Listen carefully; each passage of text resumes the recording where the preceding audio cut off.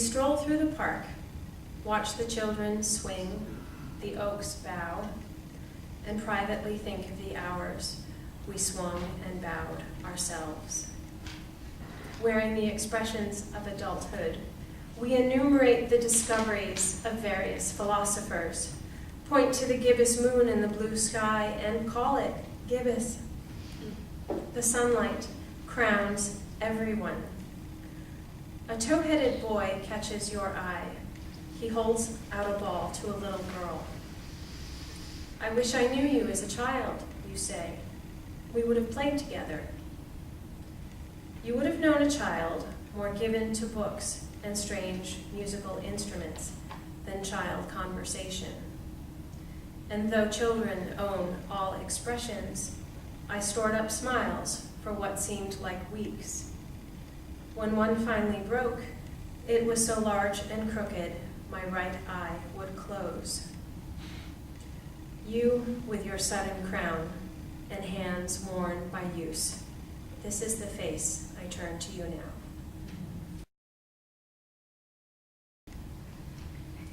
Thigh, you have betrayed me. With a long white flash, you have evaporated into the sheets. I cannot find you, nor can my lover, who's mussing the bed in a panic. We've been searching over an hour for your regal length by which we measure ourselves. If we don't find you, how can we be sure we ever existed? Already we're mythologizing you, as white as swan feathers, as soft as a cherub. The other thigh is getting bored. It wants to go outside for a cigarette, and who can blame it? Innocuous is the night air, perfect for wallowing in one's inadequacies. The stippled flesh, the spider veins, the stray bruise, that goddamn cabinet corner. It would rather not lie in the bed, covering the crossword like a prosthesis. I am left only to my brain and to my arms, heavily muscled, gustily overturning pillows. Come back, O hairless wonder. Who else will thrill my lover's palm? Who else will flash through a velvet slit? To think is to be full of sorrow. We miss your sensual lightnings. Thigh of thighs, come back. You'll need a dull field to illuminate you. Take me, take these wan sheets, the sullen thigh. Each night we'll tuck you in, kiss your buttery skin, and in our dreams we'll deserve you. 1. I am thin and tired, and the ground is hard to my touch. I envy that you've left your swollen body and have not a brain to add or divide. 2. I wanted to ask, were you that bird that followed me as I walked to work last week? I saw your eyes and held out my hand. Very silly, if it was just a bird, going about its daily business of crumbs. 3. There is something I don't want to tell you. I will tell God instead. It is a strange thing to sit with your soul and wait, each wondering who will die first. 4.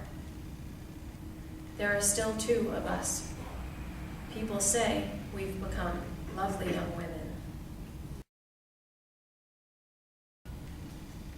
I haven't seen the sea in a year, the place where we scattered you, and where perhaps you still rest among stones, the waves still brushing what once was hair.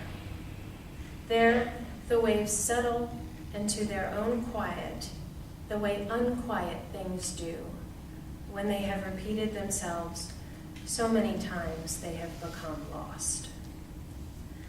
Perhaps you are taking long breaths now that you are more air than skin.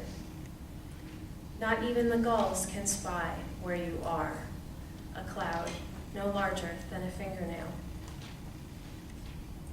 You probably have no capacity for longing, and therefore don't miss me. For this, I try to be proud of you.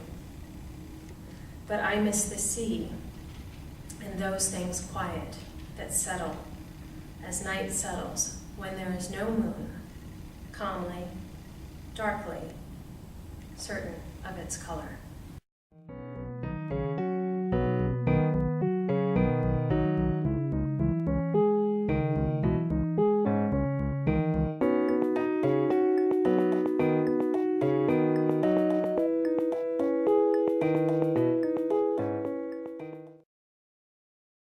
Best wishes to you and yours, he closes the letter.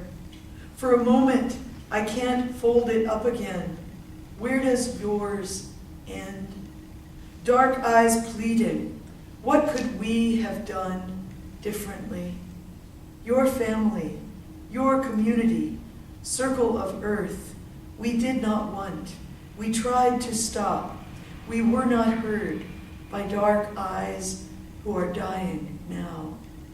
How easily they would have welcomed us in for coffee, serving it in a simple room with a radiant rug. Your friends and mine. Because the eye has a short shadow where it is hard to see over heads in the crowd.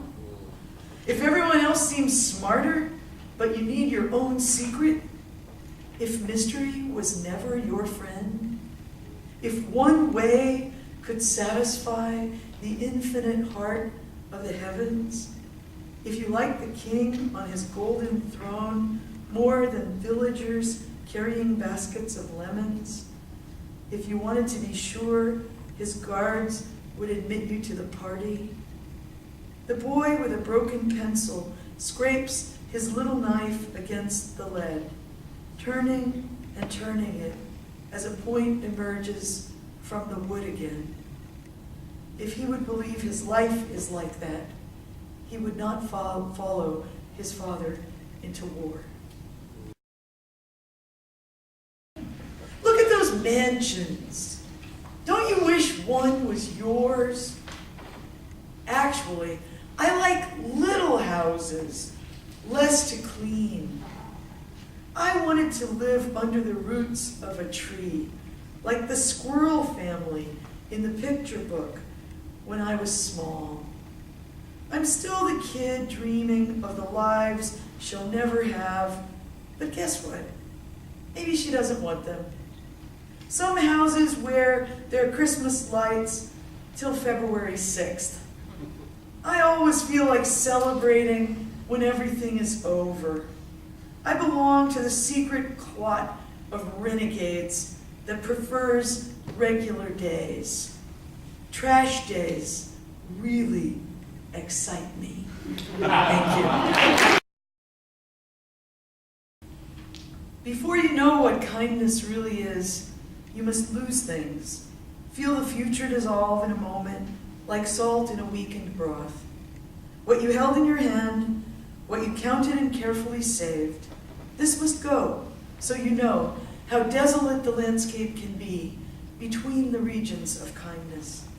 How you ride and ride, thinking the bus will never stop. The passengers eating maize will stare out the window forever. Before you learn the tender gravity of kindness, you must travel where the Indian in a white poncho lies dead by the side of the road. You must see how this could be you. He too was someone who journeyed through the night with plans and the simple breath that kept him alive. Before you know kindness as the deepest thing inside, you must know sorrow as the other deepest thing. You must wake up with sorrow. You must speak to it till your voice catches the thread of all sorrows and you see the size of the cloth. Then, it is only kindness that makes sense anymore. Only kindness that ties your shoes and sends you out into the day to gaze at bread. Only kindness that raises its head from the crowd of the world to say, "It is I you have been looking for," and then goes with you everywhere, like a shadow or a friend.